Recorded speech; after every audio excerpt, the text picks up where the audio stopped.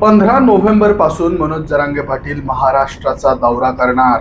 राज्यभरात मनोज जरांगे पाटील पुन्हा एकदा दौरे करणार आहेत। आज त्यांनी माध्यमांशी बोलताना या संबंधीची माहिती दिली आहे।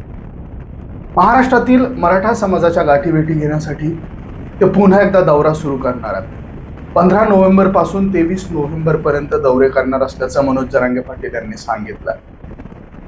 यावेळी त्यांनी त्यांच्या दौऱ्याचे स्वरूप देखील सांगितलेलं आहे। यावेळी बोलताना मनोज जरांगे पाटील यांनी त्यांच्या दौऱ्याबाबतची माहिती ही आज पुढे केलेली आहे। तर 15 नोव्हेंबर रोजी वाशी, परांडा, करमाळा, 16 नोव्हेंबर दौंड, मायणी, 17 नोव्हेंबर सांगली, कोल्हापूर, इस्लामपूर, कराड, 18 नोव्हेंबर सातारा, मेंढा, वाई, रायगड, 19 नोव्हेंबर रायगड, राजगड, रायगड ते पाचाड दर्शन, मुळशी, आळंदी, 20 नोव्हेंबर तुळापूर, पुणे, खराडी, चंदननगर, आळंदी, खालापूर, कल्याण, 21 नोव्हेंबर ठाणे, पालघर, नाशिक, त्र्यंबकेश्वर, 22 नोव्हेंबर विश्रांतगड, संगमनेर, श्रीरामपूर, 23 नोव्हेंबर नेवासा, शेवगाव, बोधेगाव, धोंडराई, त्यानंतर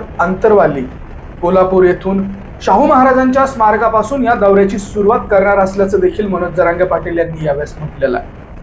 मनोज जरांगे पाटील हे 15 नोव्हेंबर ते 23 नोव्हेंबर या दरम्यान राज्याचा दौरा करणार आहेत। या दौऱ्यात ते गावागावात सभा घेणार आहेत। एकूण 6 टप्प्यामध्ये हा दौरा असणार आहे। या दौऱ्यात मनोज जरांगे पाटील हे कोल्हापूरमधील इस्लामपूर, कराड, ठाणे, पालघर, नाशिक, त्र्यंबकेश्वर, नेवासा, संगमनेर आणि श्रीरामपूर यासह अनेक ठिकाणी भेट देणार आहेत। यासोबतच 1 डिसेंबर पासून राज्यातील प्रत्येक गावागावात साखळी उपोषण केलं जाणार असल्याचं त्यांनी सांगितलेलं आहे। हा त्यांच्या दौऱ्याचा 3रा टप्पा असणार आहे। तर पुढच्या 4थ्या टप्प्यामध्ये आपण राहिलेला मराठवाडा, विदर्भ, कोकण असे 6 टप्प्यात दौरे करणार असल्याची माहिती त्यांनी यावेळेस दिलेली आहे। 15 नोव्हेंबर पासून मनोज जरांगे पाटील महाराष्ट्र दौरा करणार आहेत। मनोज जरांगे पाटील महाराष्ट्र दौरा करणार असणार आणि येत्या 15 नोव्हेंबर पासून या दौऱ्याची सुरुवात होती आहे। 23 नोव्हेंबरला हा दौरा संपणार आहे। मराठा समाजाशी पुन्हा एकदा संवाद साधण्याची गरज आहे, त्यामुळे हा महाराष्ट्र दौरा करत आहोत असं मनोज जरांगे पाटील यांनी म्हटलेलं आहे। तर दौऱ्यासाठी कोणी पैसे मागितले तर याद राखा, जरांगे पाटील यांनी दम भरलेला आहे। छत्रपती संभाजीनगर येथून मराठा आरक्षणासाठी लढा उभा करणारे मनोज जरांगे पाटील यांनी त्यांचा 3रा दौरा जाहीर केलेला आहे। 15 नोव्हेंबर ते 23 नोव्हेंबर पर्यंत हा 3रा टप्पा आहे आणि या टप्प्यामध्ये जर कोणी या सगळ्या गोष्टींसाठी पैशांची मागणी केली तर याद राखा असा दम त्यांनी यावेळेस भरलेला आहे। आम्हाला कुणाच्याही पैशाची गरज नाहीये, कोणीही आम्हाला पैसे देण्याची गरज नाही। आमचे गोदापट्ट्यातले 26, 23, 24, 25 गावं या सगळ्या गोष्टींना पूर्ण होतील असं देखील त्यांनी काही दिवसांपूर्वी म्हटलेलं होतं। तर मनोज जरांगे पाटील यांनी कुणाचेही पैसे घेऊ नका आणि तसं लक्षात आलं तर कारवाई केली जाईल असं मनोज जरांगे पाटील म्हणाले। समाजातील डॉक्टर, शिक्षक, व्यावसायिक, अधिकारी, राजकारणी, श्रीमंत, गरीब कुणीही दौऱ्याच्या नावाखाली कुणालाही पैसे देऊ नयेत। हा गरीब मराठ्यांचा लढा आहे, ते मराठे लढत आहेत। लोक स्वखर्चाने दौऱ्यामध्ये सहभागी होत आहेत, त्यामुळे देणाऱ्यांनाही पैसे देऊ नयेत, कारण त्यामुळे आंदोलनाला डाग लागण्याची शक्यता आहे। आम्ही कुणालाही खर्च मागत नाही असं मनोज जरांगे पाटील यांनी स्पष्ट केलेलं आहे। यापूर्वी झालेले दौरे आणि सभा यांचा खर्च कधीच कुणाला मागितलेला नाहीये, त्यामुळे इथून पुढे सुद्धा कुणी पैसे देऊ नयेत। कुणी तसं म्हणेल, पाटील तसं म्हणत असतात, त्यांना तसंच म्हणावं लागतं तरी ऐकू नका आणि पैसे देऊ नका। हे आंदोलन गोरगरीब मराठ्यांना न्याय देण्यासाठी आहे, पैसे कमवण्यासाठी नाही असं त्यांनी यावेळेस आवर्जून स्पष्ट केलेलं आहे। तर मंडळी, हे एक अत्यंत महत्त्वाची बातमी सध्या समोर येते। मुख्यमंत्री एकनाथ शिंदे यांनी सरसकट आरक्षण ही अफवा असल्याचं म्हटलेलं आहे। सरसकट कुणबी प्रमाणपत्रावरून नवा पेच निर्माण झालेला आहे। मुख्यमंत्र्यांना जरांगेंचं उत्तर आलेलं आहे। मुख्यमंत्री म्हणतात की कुणबी असल्याचे पुरावे द्या। जरांगे म्हणतात की सरसकट प्रमाणपत्र द्या। उद्या उपोषण सुटणार की नाही याच्याकडे सगळ्यांचं लक्ष लागलेलं होतं। त्यांनी गुरुवारपासून कुणबी प्रमाणपत्र देण्यात येईल असा GR काढण्यात आलेला होता। आणि सरकारने असं सांगितलं होतं की मराठवाड्यातील सर्व मराठ्यांना कुणबी प्रमाणपत्र देत असल्याचा आम्ही हा GR काढलेला आहे आणि त्यानंतर उद्या सकाळी 11 वाजेपर्यंत आम्ही सकारात्मक निर्णय घेऊ असं देखील त्यांनी यावेळेस सांगितलेलं होतं. तर मनोज जरांगे पाटील यांनी देखील आता यावरती भाष्य केलेलं आहे. आमची सरसकट कुणबी प्रमाणपत्र द्यावं अशी मागणी आहे आणि आता मुख्यमंत्री एकनाथ शिंदे यांनी कुणबी प्रमाणपत्र देण्यासाठी सरसकट ही अफवा आहे असं त्यांनी यावेळी स्पष्ट केलेलं आहे. तर कुणबी प्रमाणपत्र हे सरसकट देण्यात यावं या एका मागणीसाठी गेली 40 दिवस सरकारला वेळ देण्यात आलेला होता आणि हा वेळ आता एकनाथ शिंदे यांनी नाकारलेला आहे. त्यांचं म्हणणं आहे की सरसकट कुणबी प्रमाणपत्राची मागणी ही म्हणजे एक अफवा असल्याचं त्यांनी यावेळी स्पष्ट केलेलं आहे. तर मंडळी, निवृत्त न्यायाधीश यांच्या नेतृत्वात एक समिती स्थापन करण्यात आलेली होती आणि या समितीने एका आठवड्यामध्ये निर्णय द्यावा, निकाल द्यावा असं अपेक्षित होतं, परंतु तसं झालं नाही. दुसरा टप्पा मनोज जरांगे पाटील यांनी उपोषणाचा सुरू केला आणि मराठा आंदोलकांवरील सर्व खटले मागे घेण्याचे आदेश देण्यात आलेले आहेत अशी माहिती आता राजेश टोपे यांनी दिली आहे. मनोज जरांगे पाटील यांनी गुरुवारी सकाळी 11 वाजेपर्यंत निर्णय सांगणार असल्याचं देखील सांगितलेलं आहे.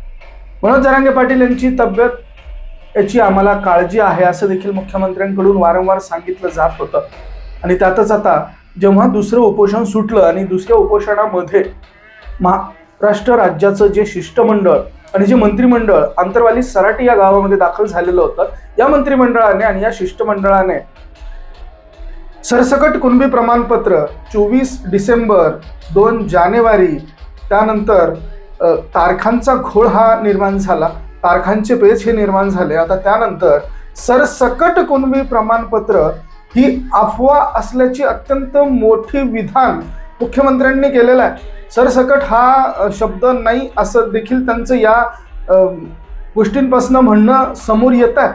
तर मंडळी, आता या सगळ्या गोष्टींमध्ये परत एकदा विसंगती निर्माण झाल्याची बघायला मिळते. सरकारने घेतलेला एकही निर्णय आम्हाला मान्य नाही, सरसकट प्रमाणपत्रांचा निर्णय द्या, अन्यथा जरांगे पाटलांचा इशारा आता समोर आलेला आहे.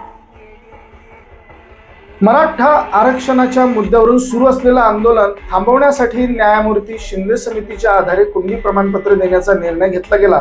मात्र उपोषणावर बसलेल्या मनोज जरांगे पाटील यांनी सरकारचा निर्णय अमान्य असल्याचं सांगितलेलं आहे. सरकारने घेतलेला आजचा निर्णय आम्हाला मान्य नाही, अर्धवट प्रमाणपत्र घेणार नाहीत आणि वाटूही देणार नाहीत असं देखील मनोज जरांगे पाटील यांनी स्पष्ट केलेलं आहे.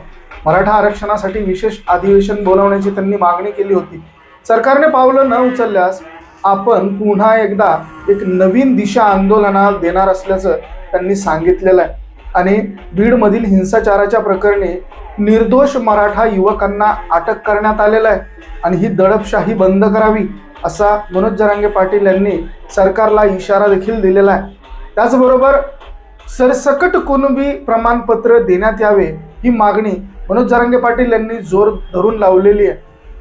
मनोज जरांगे पाटील यांनी म्हटलेलं आहे की सरकारला सांगितलेलं आहे की सरसकट प्रमाणपत्र देण्याचा निर्णय घेण्यात यावा, ज्यांच्याकडे नोंदी आहेत त्यांनाच कुणबी प्रमाणपत्र न देता मराठा आरक्षणाच्या मुद्द्यावरून सुरू असलेलं आंदोलन थांबवण्यासाठी न्यायमूर्ती शिंदे समितीच्या आधारे कुणबी प्रमाणपत्र देण्याचा निर्णय घेतला गेला. मात्र उपोषणावर बसलेल्या मनोज जरांगे पाटील यांनी सरकारचा निर्णय अमान्य असल्याचं सांगितलेलं आहे. सरकारने घेतलेला आजचा निर्णय आम्हाला मान्य नाही, अर्धवट प्रमाणपत्र घेणार नाहीत आणि वाटूही देणार नाहीत असं देखील मनोज जरांगे पाटील यांनी स्पष्ट केलेलं आहे. मराठा आरक्षणासाठी विशेष अधिवेशन बोलावण्याची त्यांनी मागणी केली होती. सरकारने पावलं न उचलल्यास आपण पुन्हा एकदा एक नवीन दिशा आंदोलनाला देणार असल्याचं त्यांनी सांगितलेलं आहे. आणि बीडमधील हिंसाचाराच्या प्रकरणी निर्दोष मराठा युवकांना अटक करण्यात आलेलं आहे आणि ही दडपशाही बंद करावी असा मनोज जरांगे पाटील यांनी सरकारला इशारा देखील दिलेला आहे. त्याचबरोबर सरसकट कुणबी प्रमाणपत्र देण्यात यावे ही मागणी मनोज जरांगे पाटील यांनी जोर धरून लावलेली आहे. मनोज जरांगे पाटील यांनी म्हटलेलं आहे की सरकारला सांगितलेलं आहे की सरसकट प्रमाणपत्र देण्याचा निर्णय घेण्यात यावा, ज्यांच्याकडे नोंदी आहेत त्यांनाच कुणबी प्रमाणपत्र न देता सरसकट प्रमाणपत्र देण्याची मागणी आम्ही केलेली आहे असं मनोज जरांगे पाटील यांनी स्पष्ट केलेलं आहे. राज्य सरकारने विशेष अधिवेशन बोलावण्याची घोषणा करून शिंदे समितीचा प्रथम अहवाल करावा, उद्यापर्यंत ठोस निर्णय घेतला नाही तर उद्यापासून आपण पुन्हा एक नवीन निर्णय जाहीर करणार असल्याचं यावेळेस मनोज जरांगे पाटील यांनी सांगितलेलं आहे. आंदोलकांना कोणताही त्रास देऊ नका असं देखील त्यांनी यावेळेस स्पष्ट केलेलं आहे. बीडमधील हिंसाचारानंतर पोलीस प्रशासनाने कारवाई करण्याला सुरुवात केलेली होती. पोलिसांनी निर्दोष गरीब मराठा युवकांवर कारवाई करण्यास सुरुवात केलेली आहे. बीड पोलिसांनी ताबडतोब कारवाई बंद करावी असं देखील मनोज जरांगे पाटील यांनी यावेळेस म्हटलेलं आहे. बीडमधील पोरांवर गुन्हे दाखल केले तर मी बीडमध्ये जिल्हाधिकारी पोलीस अधीक्षक कार्यालयास जवळ समोर जाऊन आंदोलनाला बसेल असं देखील त्यांनी त्यावेळेस म्हटलेलं होतं. त्यावेळी 5 लाख येतील अथवा 10 लाख आंदोलक येतील याची मला काळजी नाही असा इशाराही त्यांनी महाराष्ट्राच्या सरकारला दिलेला होता. आंदोलकांना त्रास दिला तर आम्ही तुम्हाला सोडणार नाही असं देखील मनोज जरांगे पाटील यांनी यावेळेस म्हटलेलं होतं. तर मंडळी, मनोज जरांगे पाटील यांनी सरकारने घेतलेले निर्णय आम्हाला मान्य नसल्याचं देखील त्यावेळेस सांगितलेलं होतं. स्पष्टपणे सरकारला सांगितलेलं होतं की आम्हाला हे निर्णय मान्य नाही. सरसकट प्रमाणपत्र देण्याचा निर्णय घेण्यात यावा. अर्धवट प्रमाणपत्र आम्ही घेणार नाही आणि सरकारला ते वाटू पण देणार नाहीत.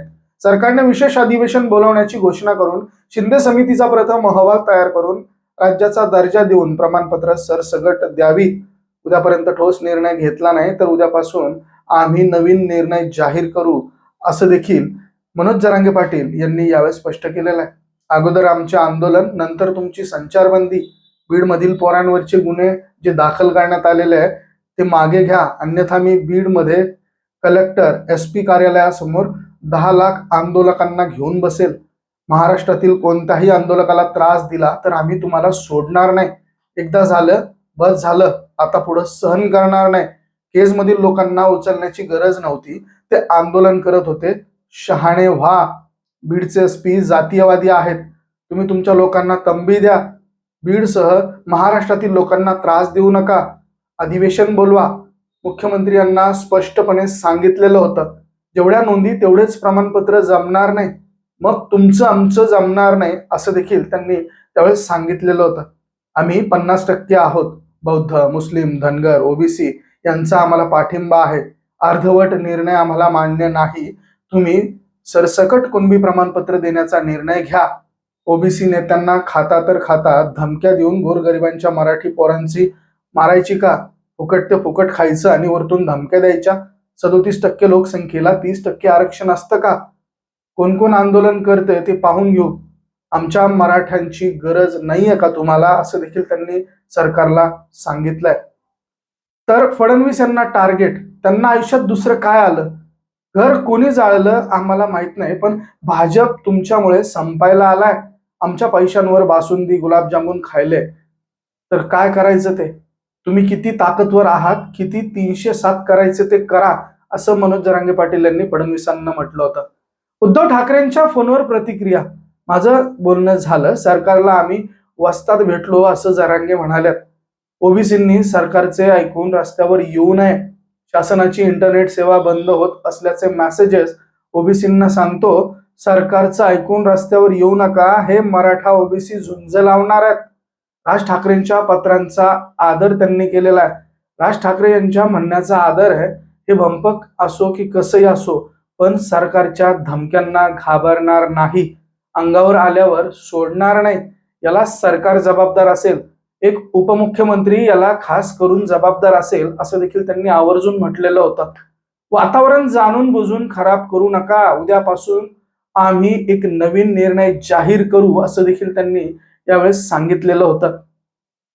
नुसती बैठक झाली म्हणता आणि तुम्हाला काहीच निर्णय देता येत नाही तर बैठकी घेता कशाला असं देखील त्यांनी सरकारला सुनावलं होतं. तर मंडळी, आता या सगळ्या गोष्टींवरती एक महत्वाची गोष्ट सध्या समोर येते. मनोज जरांगे पाटील यांनी जे दुसरं उपोषण अंतरवाली सराटीमध्ये सुरू केलेलं होतं ते उपोषण आणि मनोज जरांगे पाटील यांची अन्न पाण्याविना जी प्रकृती खालावत चाललेली होती त्यामुळे मराठा समाजामध्ये एक उद्रेक पाहायला मिळालेला होता. ठिकठिकाणी जाळपोळ आणि नाकाबंदी, रस्तेबंदी करण्यात आलेली होती. असंख्य ठिकाणी जाळपोळ झाली आणि त्याचे परिणाम संपूर्ण महाराष्ट्रभरातील जनतेला भोगावे लागले. आणि हे सगळं पाहता सरकारने शिष्टमंडळ मनोज जरांगे पाटील यांच्या भेटीला पाठवलं. तसेच सरकारचे काही मंत्री, मग त्यामध्ये छत्रपती संभाजीनगरचे पालकमंत्री संदीपान भुमरे, जालन्याचे पालकमंत्री, मीडिया, सोशल मीडियाचे बांधव, पत्रकार बांधव हे देखील उपस्थित होते. त्यांना देखील त्यांनी धन्यवाद दिलेले आहेत. आणि या सगळ्या गोष्टींमध्ये आता मनोज जरांगे पाटील पुढील लढ्यासाठी सज्ज झालेले आहेत आणि पुढच्या लढ्यासाठी आपण तयार आहोत अशी प्रतिक्रिया त्यांनी थोड्याच वेळापूर्वी दिलेली आहे. मंडळी, ही येणाऱ्या काळामध्ये मनोज जरांगे पाटील हे कशा पद्धतीने आपला लढा उभारणार आहेत आणि कशा पद्धतीने येणाऱ्या काळात मनोज जरांगे पाटील हे आपल्या लढ्याचं नेतृत्व करणार आहेत, आपला लढा कशा पद्धतीनं साकारणार आहेत, येणाऱ्या काही दिवसांमध्ये त्यांचा दौरा हा नियोजित करण्यात आलेला आहे. ज्या ठिकाणी पहिल्या दौऱ्यांमध्ये त्यांच्या सभा होऊ शकलेल्या नव्हत्या अशा ठिकाणी आता ते या डिस्चार्जच्या नंतर जाणार आहेत. आज त्यांच्या शिष्टमंडळासोबत बैठक असल्याचं कळतं आहे. जरांगे पाटील यांचं जे शिष्टमंडळ आहे त्यांच्यासोबत त्यांची बैठक आणि पुढील रणनीतीसाठी त्यांची बैठक असल्याचं देखील सांगितलं जात आहे. आणि आता गॅलेक्सी रुग्णालय जे छत्रपती संभाजीनगर येथे आहे, या गॅलेक्सी रुग्णालयाच्या बाहेर मनोज जरांगे पाटील पडलेले आहेत आणि ते अंतरवाली सराटीच्या दिशेने रवाना होण्यासाठी सज्ज झालेले आहेत. काळ्या रंगाच्या गाडीमध्ये बसून